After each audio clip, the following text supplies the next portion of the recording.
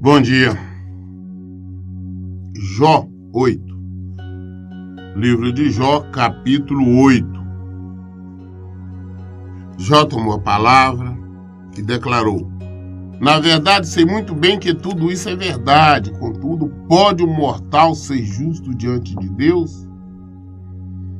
Ainda que desejasse questionar a Deus, não conseguiria reunir argumentos plausíveis nem uma vez em 1000 tentativas. Ele é consciente que ele não tem, que nenhum ser humano tem condição de questionar Deus em hipótese alguma. Deus é soberano, Ele é o Senhor, e a única maneira que Ele faz as coisas é de maneira correta, de maneira certa.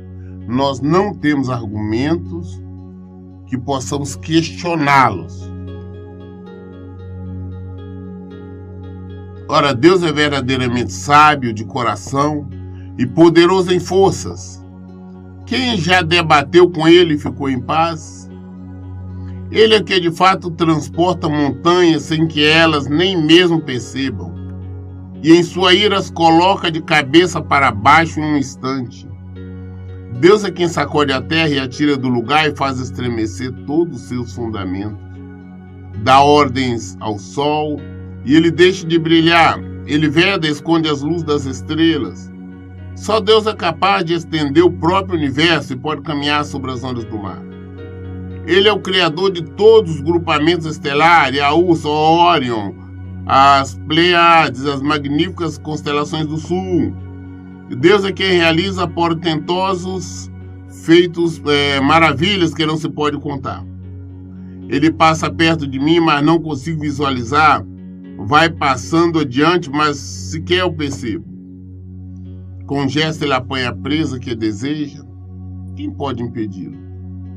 Quem lhe questionará por que estás fazendo isso? Deus não refreia sua ira.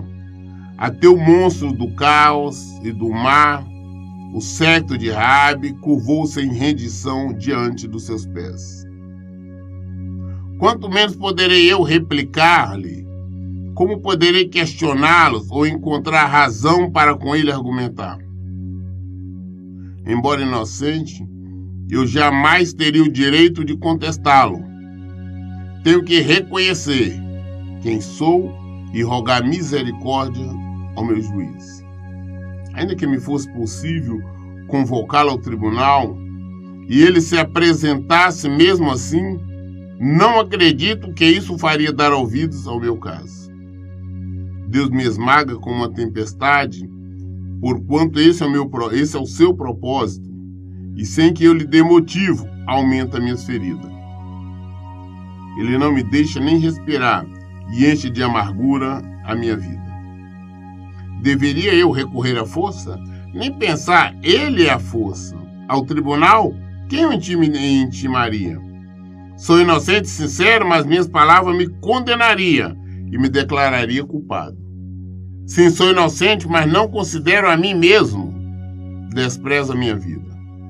Do meu ponto de vista, tudo ocorre sobre um mesmo plano.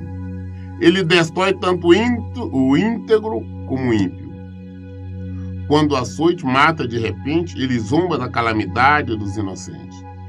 Deus entregou o mundo nas mãos dos malignos e cobriu os olhos dos juízes com uma venda de trevas. Ora, se não é Deus quem faz isso, quem é então?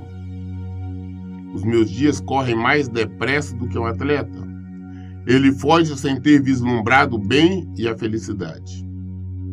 Passa como balsas de junco, como a águia que se lança sobre a presa. Se eu determinar, vou esquecer as minhas lamentações, vou mudar o meu modo de ser e o meu semblante vou sorrir. Ainda assim, sinto o pavor de todas as minhas dores, pois tenho certeza de que não serei considerado inocente e idôneo. Sendo assim, já que a minha condenação é inevitável, por que me esforçar em vão? Mesmo que eu me lavasse com a água da água de neve e me purificasse minhas mãos com sabão de lavaderia, Ainda assim me afundarás no fosso, até minhas próprias roupas sentirão nojo de mim. De fato, ele não é ser humano como eu, para que me seja possível rebater os seus argumentos e nos enfrentemos em juízo. Não existe um árbitro que tenha o poder de decidir essa questão entre nós dois. Portanto, meu Deus, retire de sobre a minha pessoa o teu castigo. Não me apavore com os teus atos terríveis. Então ergueria a voz sem medo, mas não é esse o caso. Jó reconhece o poder sobrenatural de Deus. Ele reconhece que absolutamente tudo que acontece é vontade, permissão de Deus. Esse é um reconhecimento grandioso que a maioria das pessoas se negam a conhecer.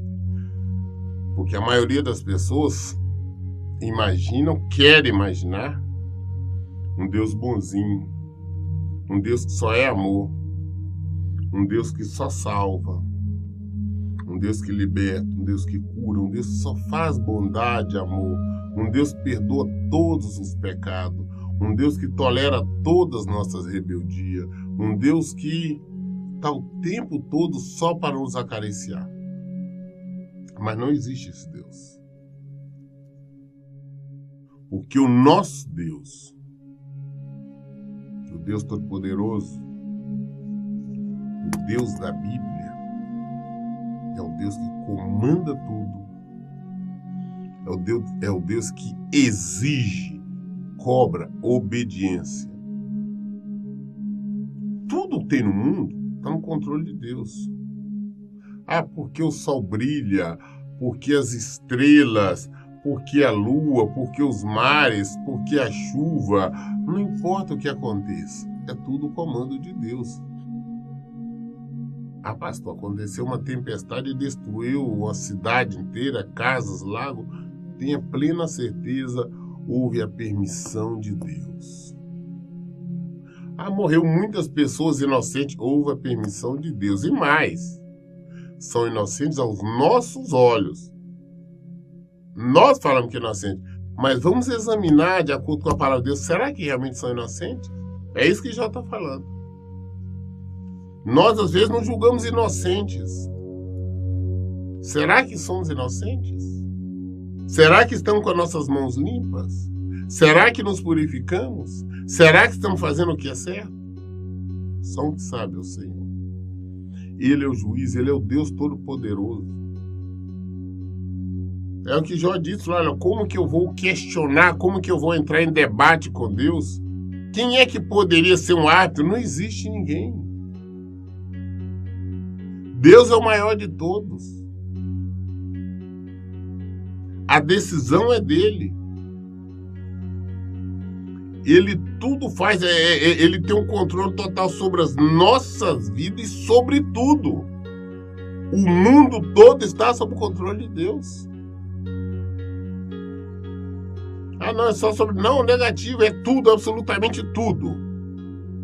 E ele faz, lá de acordo com a vontade dele, que é estar na palavra de Deus. Esse é o reconhecimento de Jó. Quem é Deus? Quem é o Deus Todo-Poderoso? Ele sabe que ele está no sofrimento, ele está em desespero, como nós vimos. Ele está com sofrimento de alma, sofrimento total. Ele clama pelas misericórdias de Deus, como nós vimos aqui no versículo 34. Portanto, ó meu Deus, retire de sobre a minha pessoa o teu castigo. Não me apavoro com teus atos terríveis. Você pode falar, mas foi o diabo que colocou isso sobre ele. O diabo colocou com a permissão de Deus.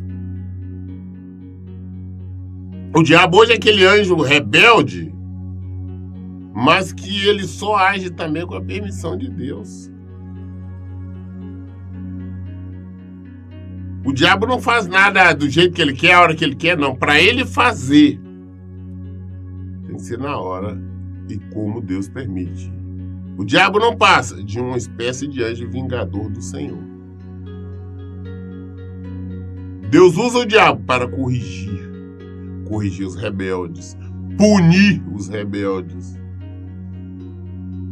Nós devemos entender que até mesmo o diabo é um servo de Deus. Ele tem que obedecer, ele não tem outra opção. Ele se rebelou uma vez, por isso ele está na condição de ser diabo hoje. Jó reconheceu isso. Jó, capítulo 10.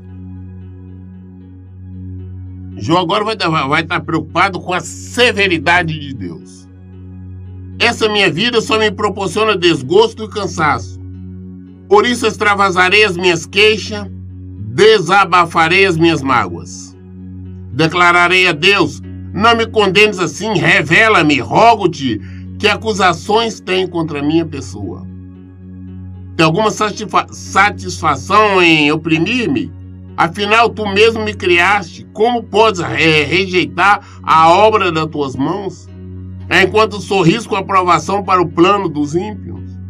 Porventura tem olhos de carne, enxerga como os mortais? Os teus dias são como de um frágil ser humano? O tempo e os dias para ti passam do mesmo modo que passa para o homem? Pode investigar se cometi alguma iniquidade, vasculha minha vida, avalia quais são os meus pecados. Ainda que já saibas com certeza que eu não sou ímpio, que ninguém pode me livrar das tuas mãos. De fato, foram as tuas mãos que me teceram e me deram forma. E será possível que agora essas mesmas mãos se voltam contra mim a fim de me destruir? Ó Deus, lembra-te que do barro me moldaste, e agora simplesmente deseja triturar-me e devolver meu pó? Não me derramaste como leite, não me coalhaste como queijo. De pele e carne me revestiste, de ossos e nervos me teceste. Tens-me concedido vida e misericórdia, a tua providência tem conservado o meu espírito. Entretanto, algo escondesse em teu coração e agora sei o que pensavas. Se eu errasse e pecasse, estaria me observando e não permitiria que eu escapasse a devida punição por qualquer mal que tivesse praticado. Se eu fosse culpado, ai de mim, mesmo sendo inocente, não posso sequer erguer a cabeça, pois estou mergulhado na vergonha da minha desgraça. Se a minha cabeça se exaltar, tu me caças como um leão feroz, de novo ages com poder contra mim. Traze novas testemunhas contra a minha pessoa e aumentas a tua ira ao me corrigir. Males e lutas, os teus exércitos me assolam. Sendo assim, por que me fizeste deixar o ventre materno? Ah, se eu tivesse simplesmente morrido antes que alguma pessoa me tivesse visto. Seria como se eu jamais tivesse existido. E do ventre da minha mãe teria sido levado diretamente para a sepultura. Não é ínfima a minha vida? Para abandonar-me, para que eu possa ter um momento de paz e contentamento, antes que eu vá para o lugar do qual não é mais possível retornar, para a terra do desconhecido, do silêncio e das densas sombras? Terra das trevas, fechada como a noite mais escura, lugar do caos absoluto, onde a própria luz é como escuridão eterna. Jó reconhece em Deus, reconhece que ele é uma criatura de Deus. E ele clama a Deus agora, falando com Deus: olha, eu sei que eu sou barro, eu sei que eu sou pó, eu sei que eu sou terra, o Senhor me fez, o Senhor me formou. Mas agora por que o Senhor me formou agora para me destruir de novo? Jó tem desespero, ele está clamando. Todos nós, a nossa origem é pó, é barro, é terra, a nossa origem é adâmica. Do pó ao pó, nós viemos do pó, da terra, e vamos voltar para lá. Nosso corpo, determinado tempo, todos nós passaremos por isso, vamos para a terra, vamos ser consumidos. Jó está falando: foi o Senhor que me fez, o Senhor que me colocou, me fez do barro, do pó, colocou carne, colocou nervos, colocou ossos sobre mim. E agora o Senhor quer me destruir? Jó está dizendo: eu me lembro de qual pecado que eu tenha cometido. Onde é que eu errei? Jó tinha consciência que ele era um homem honesto, que ele era um homem íntegro, que ele era um homem misericordioso, que era um homem bom. Ele sabia que sempre a vida toda ele procurou andar, viver de acordo com a palavra de Deus. Falou: onde é que eu errei? Por que esse castigo tão severo contra mim? Esse é o questionamento de Jó. Mas interessante que ele questiona a Deus, não como já vi algumas pessoas questionar, mas ele está questionando a Deus, falando, eu sei que não sou nada, o Senhor que me fez, me formou, mas o Senhor me fez para destruir de novo. Eu sei que em determinado tempo eu vou para lá, para o lugar que é trevas, que a luz é mais escura do que a densa treva. Ele clama a Deus reconhecendo quem ele é. Não ao ser humano atuais, igual eu conheci de algumas pessoas, dentre elas até um suposto pastor, que diz ele que entrava em guerra com Deus, brigava com Deus, o questionava porque não estava prosperando na vida. Por que eu não estou conseguindo? Por que Deus não me dá isso? Por que eu estou passando nessa situação? E ficava brigando. E a vida dele só foi cada vez mais retrocedendo, e não mais sei dele. Quem somos nós para questionar a autoridade e o poder de Deus? Jó, aqui, esse questionamento é muito mais um pedido. Ele só está falando com Deus, que sabe que ele não é nada. Ele está clamando por misericórdia. É isso que nós temos que fazer. Jó, capítulo 11. Agora um outro desses três amigos foi consolar Jó. Agora então é Zofar, o Namatita, abriu a boca e declarou a Jó: ficará sem uma resposta todo esse desabafo? Concordaremos com o que esse tagarela está dizendo? Porventura tuas conversas tolas calarão os homens? Ficarás zombando sem que ninguém te passe uma descompostura? Porquanto exclamas, a minha doutrina é perfeita e estou puro diante dos teus estatutos? Se Deus falasse, se abrisse os lábios contra ti, e te revelasse o segredo da sabedoria, pois ela tem dois lados, saiba que Deus permite que algum dos seus pecados seja esquecido. Poderá descobrir as profundezas de Deus? Poderá desvendar a perfeição do Todo-Poderoso? Ele só faz questionando, já falei, como é que você está falando demais, não tagarela, está falando que você está dizendo que você é justo, como nós vimos. Jó está querendo saber, falou, eu não pequei. Eu procurei andar o tempo todo de acordo com a tua palavra, você está colocando a posição do justo. Ele falou que Deus te respondesse, só que nós vamos ver que Deus vai responder. Nós estamos aí no capítulo 11, nós vamos ver quando nós chegarmos no capítulo 38, Deus vai aparecer através de uma teofonia e vai responder, ou melhor, vai questionar a Jó. Nós vamos ver que já não tem resposta. O que ele vai fazer é pedir perdão. E nós vamos ver que ele vai falar, eu não conheci o Senhor, eu só conheci de ouvir falar. Mas aqui então Zofar traz esse questionamento a ele. A sabedoria de Deus é mais alta que os céus. Que poderás fazer? Ela é mais profunda que a Sheol, as profundezas da morte, da sepultura e do pó que volta à terra. Ela é mais extensa que a terra e é mais larga que o mar. Se ela passar e prender alguém e levá-la a julgamento, quem poderá impedir? Pois ele conhece bem os homens falsos e enganadores, reconhece a iniquidade logo que passa os olhos sobre os seres humanos. Mas o insensato só se tornará sábio quando a cria do jumento selvagem nascer dócil e manso.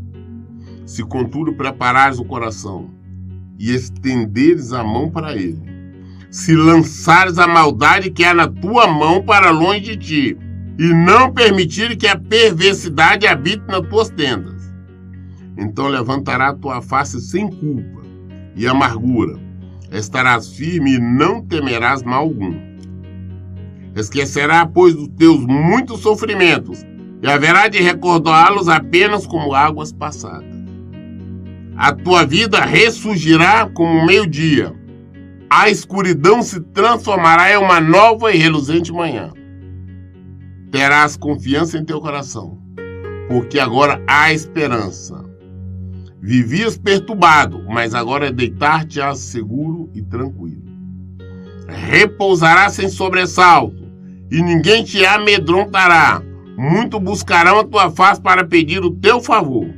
Porém os olhos do ímpio se turvam, seu refúgio malogra, sua esperança é um alento que se extingue. Zofar fala com Jó exatamente sobre esse questionamento e principalmente sobre o medo. Fala, olha, você vivia atormentado. Mas se você se voltar a confiar plenamente no Senhor, deixar de questionar, você vai viver o que você não vivia antes. Porque nós vimos que Jó vivia sobressalto. Ah, será que aconteceu? Será que meus filhos erraram? Será que meus filhos pecaram? Será que faz isso? Será que aquilo? Constantemente chamava os filhos dele, vão purificar. Ele mesmo estava oferecendo sacrifícios. Vivia em sobressalto. E o Zofar faz ele lembrar disso. Ele diz aqui, terás confiança em teu coração, porque agora há esperança. Vivias perturbado, mas agora deitar-te é seguro e tranquilo. Mas se ele fizer o quê? Se contudo preparares o coração e estenderes a mão para ele, se lançares a maldade que é na tua mão para longe de ti, não permitires que a perversidade habite nas tuas tendas, então levantarás sua face sem culpa e a amargura estará firme, não temerás mal algum. O que faz com que nós tememos, ficamos esperando o mal sobre nós? É porque o mal está no nosso coração. Se eu estou esperando que de alguma forma Deus vai permitir, vai enviar, vai fazer acontecer algum mal sobre mim, sobre a minha família, sobre a minha casa, este mal está no meu coração, está na minha mente. Eu estou esperando a maldade. Eu não estou confiando no Senhor. Se eu confio nele, na palavra dele, por que eu tenho que temer? Por que eu tenho que temer que eu vou passar necessidade? Por que eu tenho que temer sobre alguma enfermidade? Por que eu tenho que temer sobre qualquer situação? Se eu confio no Senhor, se eu temo o Senhor, eu sei quem é Deus. Eu sei que nada disso vai acontecer. Então o que nós temos que fazer? Nos voltarmos para Deus, entregarmos realmente nas mãos do Senhor e fazer e viver de acordo com a palavra dele. Jó novamente falando, Jó capítulo 12. Então Jó ponderou diante dos seus amigos: sem dúvida vós sois a voz do povo, e vós reside todo o saber. Penso que quando morrerem, a própria sabedoria desaparecerá. Entretanto, não sou desprovido de inteligência e tenho a mesma capacidade de pensar e refletir que habita em vós.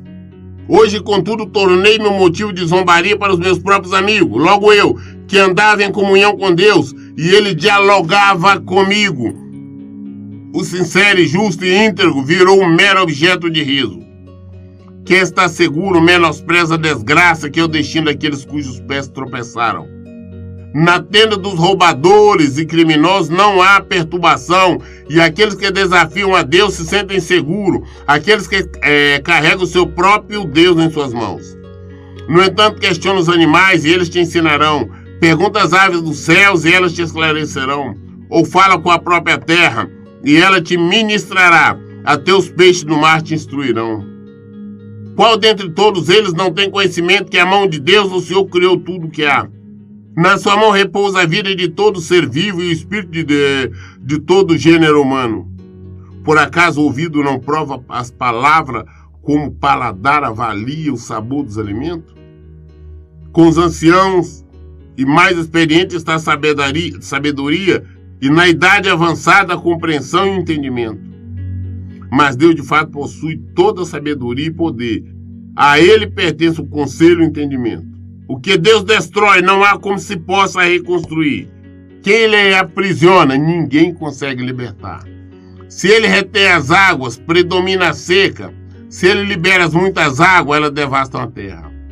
A Deus pertence toda a força e o saber. Tanto enganado quanto enganador, a ele pertence. Ele dispensa os conselheiros e faz o juízo de tolos. Liberta-nos das algemas postas pelos reis e lhes amarra uma corda à cintura. Despoja o sacerdote, abate, humilha os homens que se acham em posição indestrutíveis. Silencia os lábios dos conselheiros de confiança e retira a sabedoria dos anciãos. Derrama desprezo sobre os príncipes e salta o cinto, isto é, retira o poder dos fortes e soberanos. Esclarece o mistério profundo das trevas e traz à luz as mais densas sombras.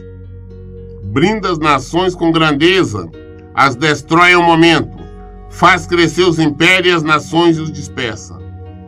Tira o entendimento do chefe dos povos da terra e faz perambular sem direção pelos desertos. Cambalear pelas trevas sem nenhuma luz, Deus faz os grandes líderes andar como bêbados sem rumo pela terra. Jó teima, ele continua teimando em se levantar como inocente. Ah não, eu era justo, eu era inocente, eu falava com Deus como ele mesmo diz, né? Ele ainda questiona, não, vocês são inteligência, ele ainda faz até com uma piada. Vocês são inteligência, eu tenho medo quando vocês morrerem a sabedoria suma do mundo. Mas eu também tenho inteligência. E começa a questionar, fala, eu sei quem é Deus. Mas antes disso ele fala da seguinte forma: por que os ladrões, os roubadores têm paz? Por que os malignos vivem em paz? Interessante que essa pergunta também eu vejo as pessoas não fazerem. Quantas pessoas chegam para pastor? Eu conheço pessoas que vivem em adultério e estão bem. Eu conheço pessoas criminosas que estão bem, estão felizes. Eu conheço isso, eu conheço aquilo. Não conhece. Nós vemos o que é aparente. Não sabemos o interior de cada pessoa. E também não sabemos o castigo que é reservado para cada uma delas.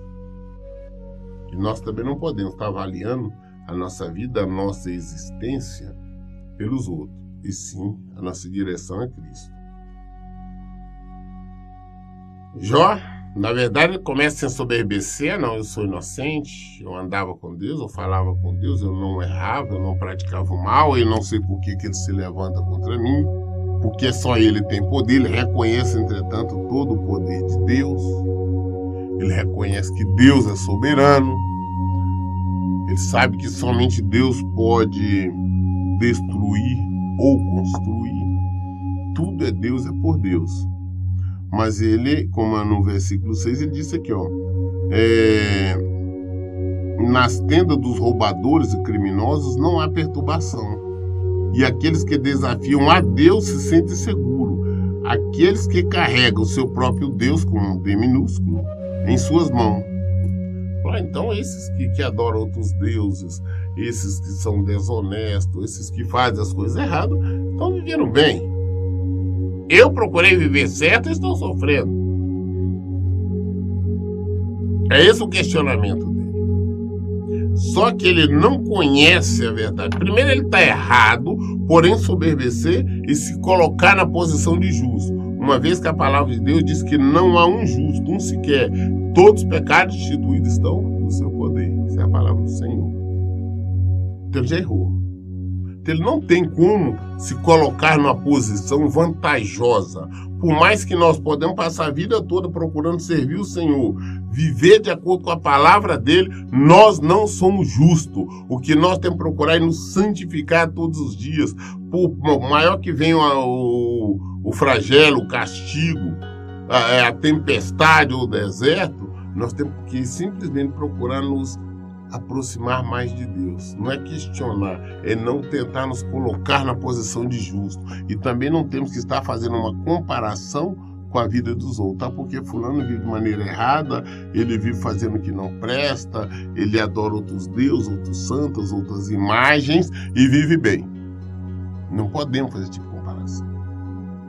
Nós não sabemos, como está lá nos Salmos também, é o fim que é destinado a estes.